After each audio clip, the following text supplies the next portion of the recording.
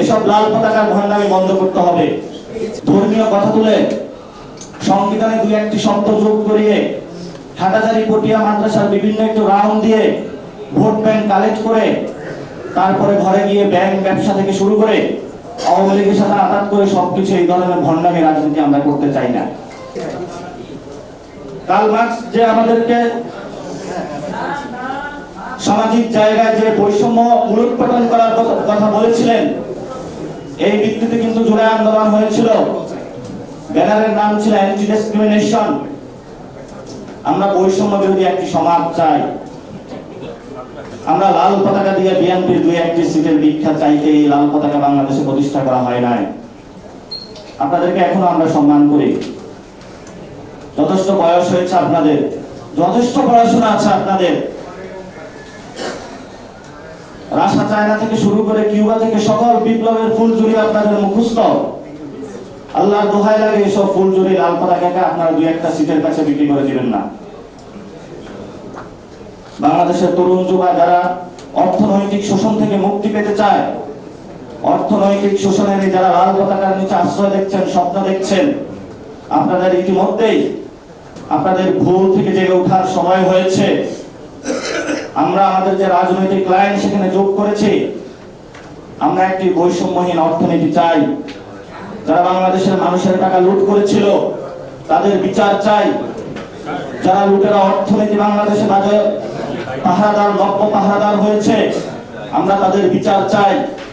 বাংলাদেশের মানুষের যারা দুর্নীতি করেছিল 2001 থেকে 6, আমরা তাদের বিচার চাই।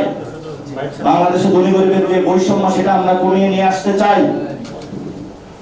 আমরা এই জন্য শ্রমিকদের মধ্যে জোরসোরে কাজ শুরু করেছি জাতীয় শ্রমিক শক্তির ব্যানারে। কিন্তু দুঃখজনক হলো আমরা হয়তো স্কেলে এখনো যেতে পারি নাই। কারণ আমরা মনে করি এই ক্যাম্পাস থেকে যেভাবে 24-এ অসংখ্য শহীদ বের হয়েছিল, আগামীর যে রাজনৈতিক লড়াই, আগামীর যে রাজনৈতিক সংগ্রাম, প্রত্যেকটা মিল ফ্যাক্টরি থেকে শ্রমিকরা দলে দলে সবাই বেরিয়ে আসবে। এই জন্য আমরা তাদের মধ্যে কাজ শুরু করেছি।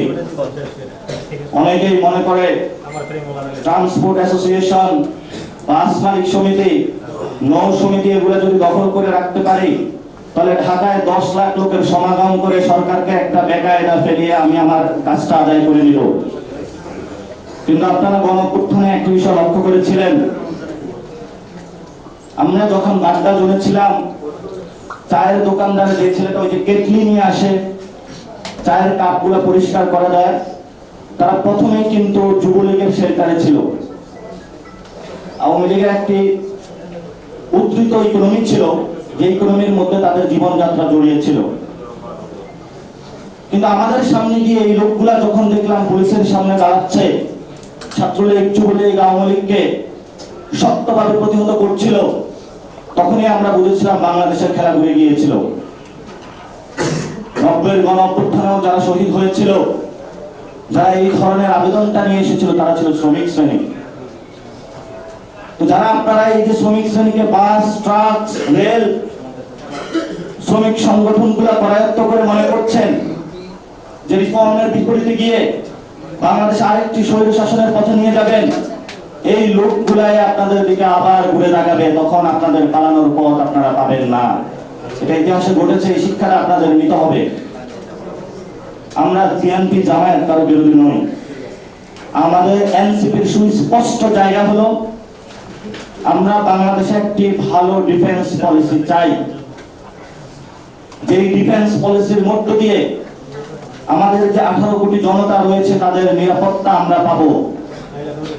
আমরা মনে করি না এই চাওয়াটা আমাদের অন্যায্য। জন্মেছি যখন, তখন আমার অধিকার নিয়ে আমি বাঁচতে চাই এবং অধিকার নিয়ে আমি মরতে চাই। আমি কোনো দেশের সেবাদাস হয়ে মরতে চাই না, কোন দলের দলদাস হয়ে আমরা মরতে চাই না। আমরা চেয়েছি একটি ভালো ফরেন পলিসি, যে ফরেন পলিসিতে একটি ন্যায্যতা সমতার ভিত্তিতে হবে, মিউচুয়াল রেসপেক্টের ভিত্তিতে হবে। পুরো বিশ্ব মঞ্চে আমি বাংলাদেশি পরিচয় দিতে, বাঙালি পরিচয় দিতে কখনো আমার হীনমন্যতার জায়গা কাজ করবে না। নিত্য নতুন যারা আমাদের সন্তানরা সৃষ্টি হচ্ছে, তারা বিশ্ব মঞ্চে গিয়ে প্রাউড বলতে পারবে, বাংলায় কথা বলে বলতে পারবে আমি বাংলাদেশী হিসাবে একজন গর্বিত, এই মাটির জন্ম দিয়ে ভবিষ্যৎ পৃথিবীর আমি নতুন করে স্বপ্ন সাজাতে চাই। গত 50 বছরে আলেমদের উপরে নির্যাতন হয়েছিল। আমরা বলি যে আলেমদের পক্ষে একটি সোসাইটি আমাদের গঠন করতে হবে। কেউ যদি মাথায় টুপি পরে তাকে জঙ্গি বলে ট্যাগ দেওয়া হবে না। কেউ যদি মসজিদে যায় তাকে শিবির বলে ট্যাগ দেওয়া হবে না। বিভিন্ন ধর্মীয় বিভাজনের মধ্য দিয়ে একজনের ধর্মীয় যে ভ্যালুজ আছে সেটাকে নষ্ট করা হবে না।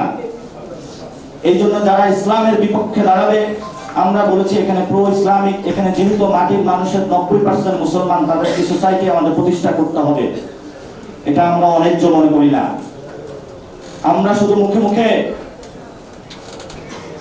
ধর্মীয় কথা তুলে সংবিধানে 2-1টি শব্দ যোগ করিয়ে হাটাজারি পটিয়া মাদ্রাসার বিভিন্ন একটু রাউন্ড দিয়ে ভোট ব্যাংক কালেক্ট করে তারপরে ঘরে গিয়ে ব্যাংক ব্যবসা থেকে শুরু করে আওয়ামী লীগের সাথে আঘাত করে সবকিছু এই ধরনের ভণ্ডামি রাজনীতি আমরা করতে চাই না। 2001-এ বিএনপির যে প্রতিশ্রুতি ছিল সেখানে তারা বলেছিল, তাদের যে সংস্কারের মিশন তারা দেখিয়েছিল যে নারীদেরকে ডিরেক্ট তারা পার্লামেন্টে নিয়ে যাবে ডিরেক্ট ভোটের মাধ্যমে। 2001 থেকে 2025 হয়ে গেল, ক্ষমতায় তারা একবার এসেছিল, কোন বাস্তবায়নের চিঠিফোঁটা আমরা দেখি নাই, আর কাগজে কলমে এখনো চিঠিফোঁটা দেখি না। বরঞ্চ তারা উদ্ধৃত আচরণ করে আমাদের সামনে এখন বলে মানুষ জুলাই সনদ বুঝে না, রিফর্ম বুঝে না, এটা খায় নাকি মাথায় দেয়।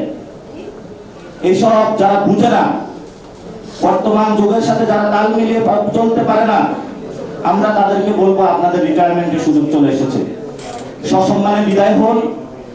আমরা আপনাদেরকে এখনো সম্মান দিচ্ছি। আপনাদের মরণ পর্যন্ত, কবরে যাওয়ার আগ পর্যন্ত এই ধরনের যে পোস্ট পদবি এসেছে এটাই রাখতে হবে, এটা বাধ্যতামূলক না। আপনারা বিদেশে, আপনাদের যারা মেয়ে ছেলেরা বিদেশে পড়াশোনা করে, দেশে তো পড়ান না আপনারা, অথবা চিকিৎসা নিতে যান, সেই পরিস্থিতিগুলো আপনারা দেখতে পাবেন যে সেখানে হলো মানুষ একবার পার্লামেন্ট সেশন চালিয়ে যখন বর্তমান যুগের সাথে তাল মিলাতে পারে না, সে রিটায়ারমেন্টে চলে যায়। আর আপনাদের চেয়ারগুলো এত শক্ত, এত আঠা দিয়ে লাগানো, আপনাদের চেয়ারের সাথে শরীরটা, কবরে যাওয়ার আগ পর্যন্ত এই চেয়ার থেকে আপনারা উঠতে পারেন না। আমরা নারীদের একটি সমাজ প্রতিষ্ঠা করতে চেয়েছি। আমার একটি বোন যখন রাতে রাস্তায় বের হয়, তার নিরাপত্তা আছে কিনা সেটা আমরা জানি না, অথচ এই মায়েরা এবং মেয়েগুলো এগুলো গণঅভ্যুত্থানে জীবন বাজি রেখে সামনে দাঁড়িয়েছিল। আর আপনারা সংস্কার প্রক্রিয়া থেকে শুরু করে সর্ব জায়গায় তাদেরকে মাইনাস করার প্রচেষ্টা চালাচ্ছেন। দলের প্রধান যদি নারী নেত্রী হয়, তাহলেই যে বাংলাদেশে প্রো উইমেন সোসাইটি হয়ে যায়, সেটা তো 2001 থেকে 2025 পর্যন্ত আমরা দেখে ফেলেছি। তারা যে কতটুকু ভণ্ড এবং প্রতারক সেটা আমাদেরকে, জনগণকে তারা বুঝিয়ে দিয়েছে। এজন্য আমরা বলবো, আপনারা যে শ্রমিক শ্রেণী যে রাজনীতি রয়েছে, বাংলাদেশে প্রায় 8 কোটির কাছাকাছি শ্রমিক রয়েছে। এর মধ্যে 85% শ্রমিক হলো যারা ইনফর্মাল,